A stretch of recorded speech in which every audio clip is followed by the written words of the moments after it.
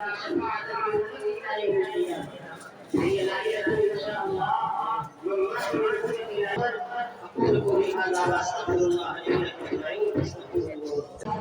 ये हमारे इस हिंदुस्तान की बड़ी खूबसूरती है कि इसमें ईद हो, दिवाली हो, होली हो, हम सब के सब मिलकर जो है इस भाईचारे को कायम करने का ये त्यौहार है।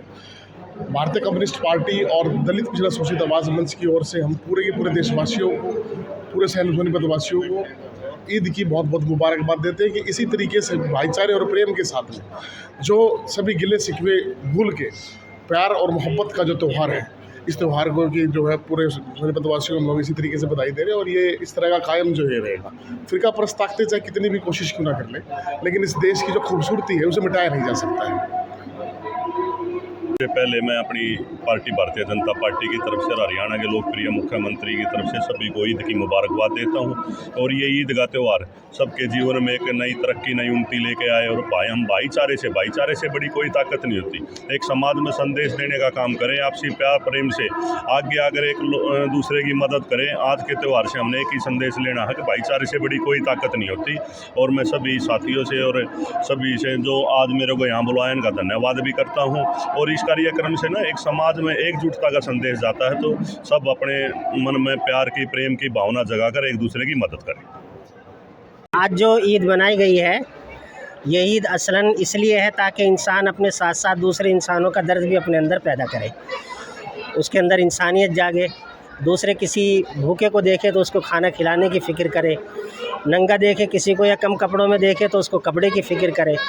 तो ईद का असल पैगाम ये है कि अपने अंदर सफाई करके इंसानियत को जगाया जाए और दूसरों का ख्याल रखा जाए और सारे इंसान मिलजुल करके दुनिया में खुश रहें, एक दूसरे का एहतराम करें, एक दूसरे के रिस्पेक्ट करें और इस तरह पूरे नेशन को हम लोग एक अच्छे गुलदस्ते की तरह बनाने की कोशिश करें।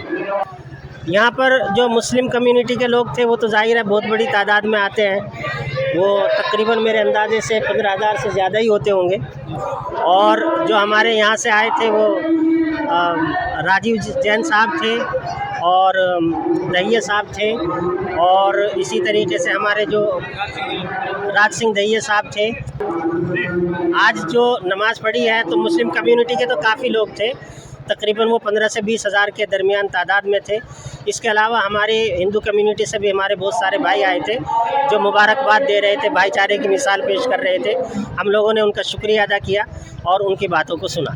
इस तरह एक पार्क में कई तरह के फूल खिले हुए होते हैं, तो इसी तरह हमारे मुल्क में बहुत सारे त्यौहार होते हैं। आज हमारी ईद हो गई, आगे चल कर के अभी हमारे हिंदू भाइयों के नवरात्रा है, तो हमारी दुआ है उनका भी अच्छे तरीके से ये पूरा जो त्यौहार है अच्छे तरीके से उनके दरमियान हो और सभी लोग मिलजुल कर के उसे भी सेलिब्रेट करें, एक दूसरे का एहतराम करें। आज ईद के मौके पर हम पूरे देशवासियों को एक भाईचारे का मैसेज देना चाहते हैं।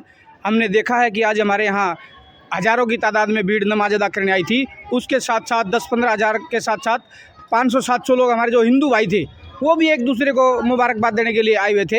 हमारे यहाँ के शहर के मेयर साहब आए हुए थे, हमारे समाज सेवक थे, हमारे राज सिंह दैया जेजेपी से थे, अनेक पार्टियों से जो लोग हमारे यहाँ एक दूसरे को मुबारकबाद देने आए थे। हमें बहुत अच्छा लगा। इसी मौके पर हमारे मौलाना इमरान साहब ने ईद की नमाज अदा कराई और पूरे मुल्क के लिए, पूरे देश के लिए, सूबे के लिए अमन और चैन की दुआ की और साथ साथ ये संदेश दिया कि अभी कल से या आज से हमारे नवरात्रे भी शुरू होने जा रहे हैं, जिसमें हम एक दूसरे का भाईचारे का संदेश देने के लिए एक दूसरे का सहयोग करें, एक दूसरे की मदद करें, गरीब को खाना खिलाएं, भूखे को खाना खिलाएं, किसी ज़रूरतमंद की ज़रूरत को पूरा करें, जो बच्चा पढ़ना चाहता है उसकी पढ़ाई में सहयोग करें। हम एक दूसरे का ख्याल करते हुए ताकि उससे समाज बढ़े, एक दूसरे में प्यार मोहब्बत पैदा हो। हम किसी में भेदभाव का कोई ऐसा काम ना करें जिससे एक दूसरे का दिल दुखे, एक दूसरे को बुरा लगे। यही हमारा ईद का और रमज़ान मुबारक का संदेश होता है जो हमें एक दूसरे को देना होता है। नवरात्रों में हम एक दूसरे घर जाते हैं, उनकी एक दूसरे की मदद करते हैं, उनकी कल्चर को देखते हैं, एक दूसरे के साथ अच्छे से प्यार मोहब्बत से गले लगते हैं। यही हमारे देश का कल्चर है जो सदियों से चलता आ रहा है, इसी को हम सब लोग आगे बढ़ा रहे हैं।